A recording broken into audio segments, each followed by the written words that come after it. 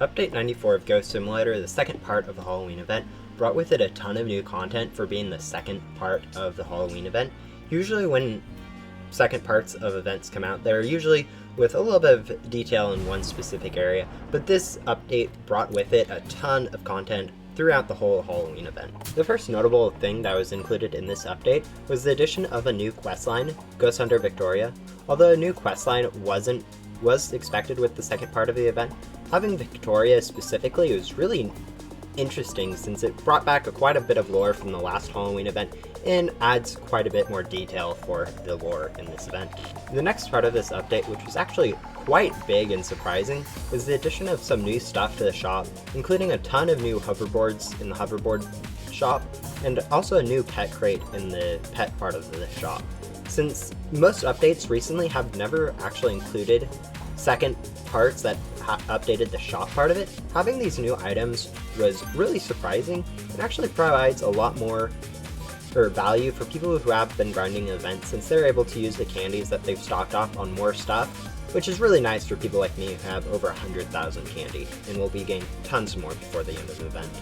Now, one of the most notable changes in this update was the inclusion of 2 more mythicals in the event to be bought for keys, costing 350 keys each, and being just chroma or rainbow variants of the other mythicals. Now, these additions, since they don't really include anything more stat-wise or looks-wise, but they're just reskins of the old stuff, makes sense for a lot of players to just kind of ignore, since they don't really need them, since it is just a visual change. But it does actually provide a ton of new value for people grinding, since they do have a few more options as to what to get, and a lot new cosmetic stuff that just might be a little bit more unique. So I really like the inclusion of these new cosmetics.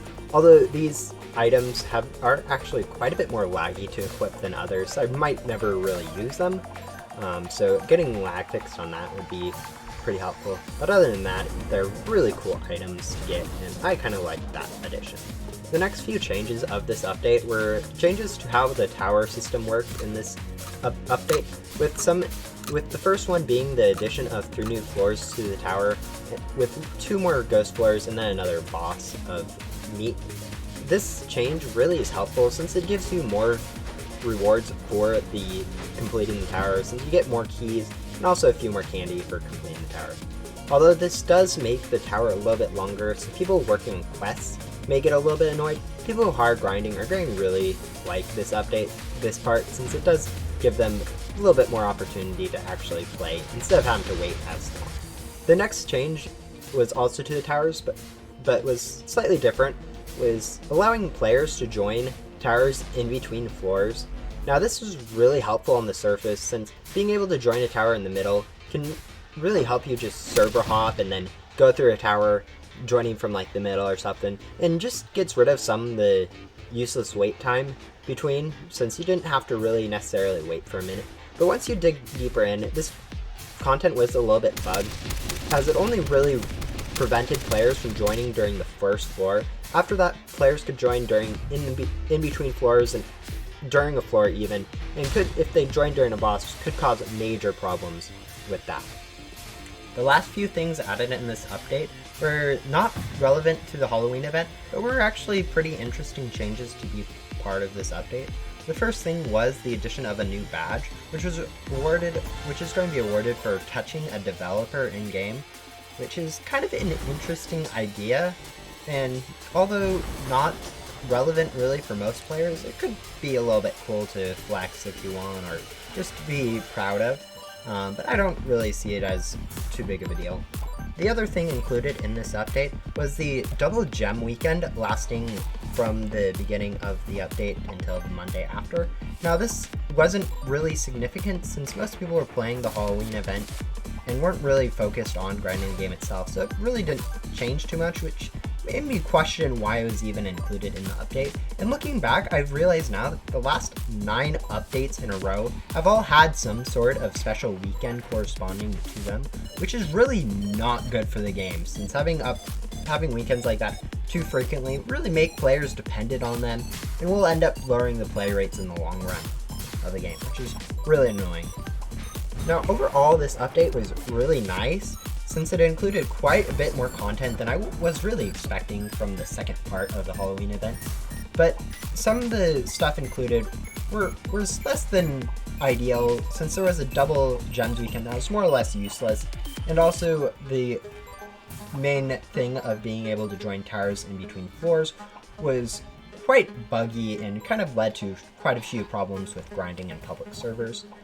And so overall, I really liked the content until I really started digging into it. On the scale of 1 to 10, I would rate this update at a 5 out of 10, since there's a lot of content I love, but there's also a lot of fixes that I could really see that kind of needed in this update. Now, one of the bigger issues recently has been the inclusion of a double weekend every single update. Instead of having it may be better to really consider just making some of those perks, like maybe instead of double gems having like a 1.5 times increase to gems just overall, and instead of having event weekends with double event speeds, just increasing the boss spawn times by 25%, so that people can have those benefits the whole time without being reliant on constant events that really cycle the game through ups and downs that aren't really very healthy for the game. Now, the other problem I had with this update was the small bug about people being able to join the tower anytime, which caused many players in public servers to come join the thing in the middle of a boss, and causing the whole boss to teleport out of bounds and just fall into the void, causing the game to softlock itself. Now, this error really wasn't anyone's fault. It was just something not caught in testing or any of that other phases that they had. So, although it's hard to have, it's not really something that's reflective of the game as a whole. Now, some of the specific stuff I really loved from this event was the unique stuff added, like the promo variants of that. No one really saw those coming, and they really fit super nicely into the game. And also including Victoria from the previous Halloween event to tie some more of the lore together for Halloweens has been really cool to see. And those kind of stuff is the stuff I'd really love to see in future updates, which is stuff that really fits into the game and no one really sees coming. And with those last few thoughts, that is all I have for this update of Ghost Simulator. If you guys have any different views on this update, feel free to let me know in the comments. And if you guys like this update series of Ghost Simulator, feel free to subscribe so you get notified every time I upload a new rating system. And goodbye.